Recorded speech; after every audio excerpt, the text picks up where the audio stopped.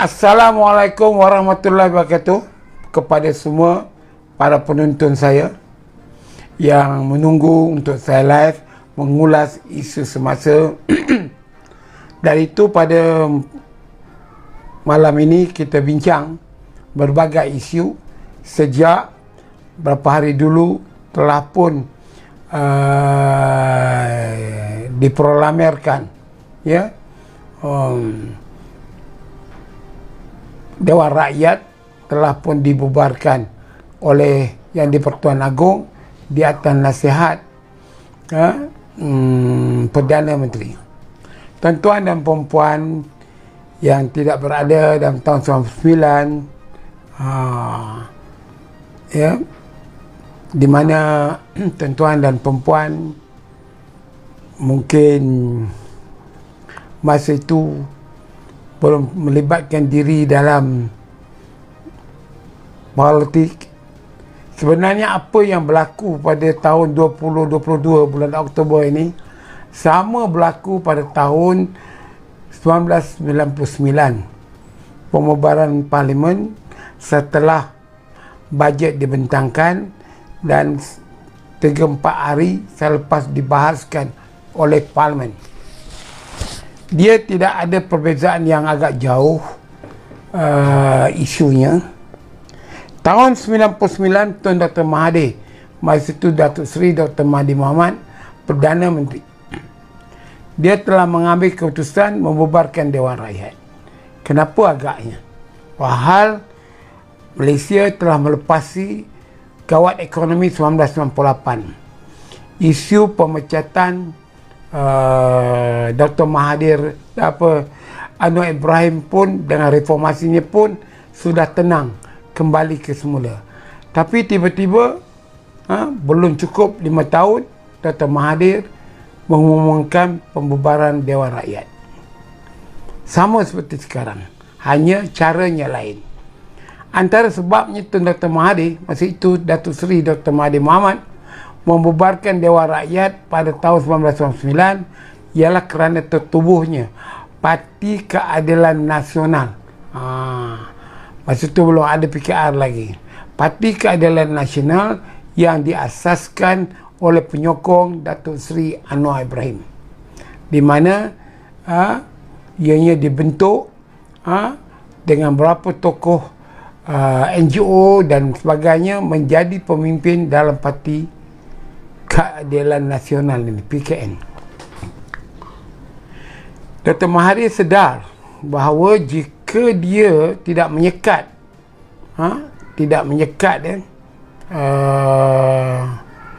kemarahan PKN ini, dia akan memberikan kesan pada tahun 2000, iaitu yang dijangka pilihan raya yang sepatutnya berada. Dari itu Tuan Dr. Mahathir telah umumkan Dewan Rakyat dibubarkan. Seperkara lagi, itulah cara Tuan Dr. Mahathir nak melepaskan diri dia untuk tamatkan tugasnya sebagai Perdana Menteri. Dia berpendapat bahawa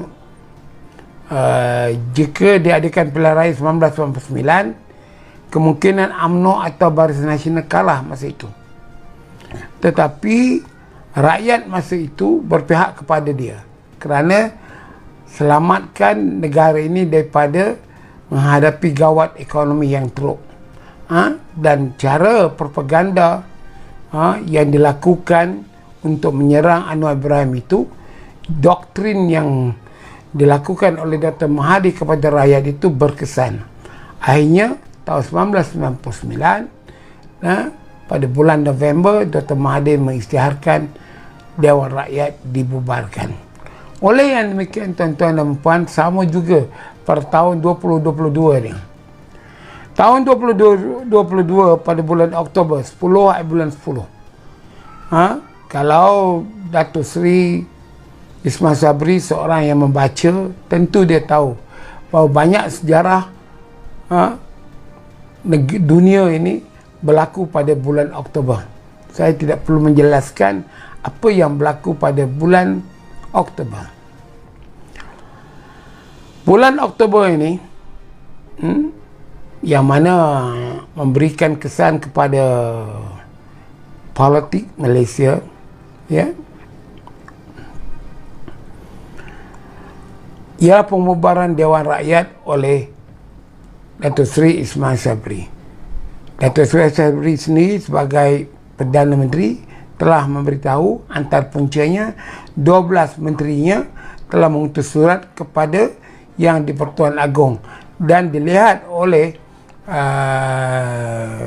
Datuk Seri Ismail Sabri sebagai Dewan Rakyat sudah tidak lagi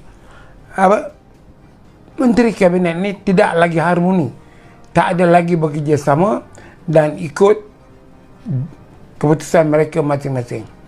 Seperti mana saya telah jelaskan di dalam tulisan saya, bahawa 12 menteri itu tidak boleh membuat kenyataan bahawa sidang kabinet menolak ataupun tidak bersetuju kabinet ini di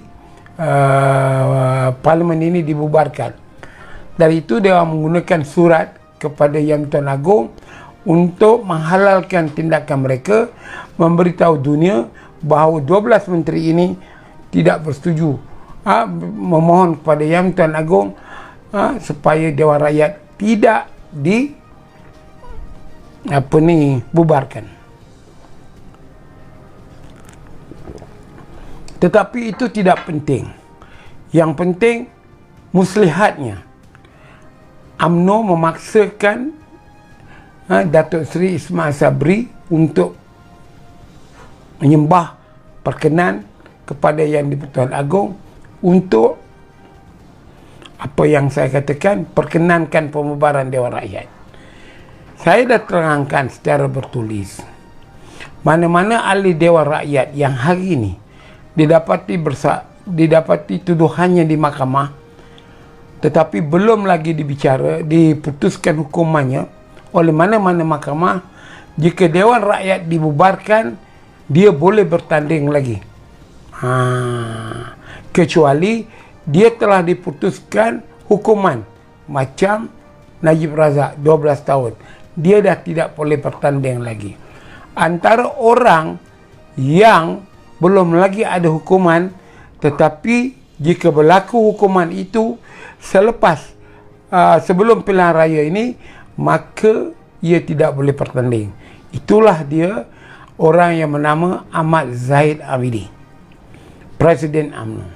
Kalau hukuman itu didapati sebelum pilihan raya, maka dia telah dijatuhkan hukum 2000 ke atas, dia sudah tidak layak lagi untuk bertanding. Itu kata undang-undang. Dari itu, untuk membolehkan dia bertanding sebelum hukuman dimutamatkan oleh mahkamah, maka dihendakkan Dewan Rakyat ini dibubarkan. Dari itu, pilihan raya yang akan datang, Ahmad Zahid Hamidi boleh bertanding lagi. Ini yang sebenarnya desakan. Kenapakah tidak ada Majlis Kerja Tertinggi UMNO yang membantah, malah menyokong? Ini masalah kepentingan diri ahli Majlis Kerja Tertinggi. Dia orang semua tahu dalam perlembagaan UMNO, Presiden berkuasa. Dan juga Presiden UMNO biasanya menjadi pengurusi Barisan Nasional. Undang-undang mengatakan jika nak menggunakan lambang parti, ia naklah ditangani oleh Presiden parti, bukan wakilnya. Dari itu 45 ahli Majlis Kerja Tertinggi ini semuanya nak bertanding semula, nak jadi wakil rakyat. Jadi dari itu mereka tak mau membantah. Takut nama tidak disenaraikan.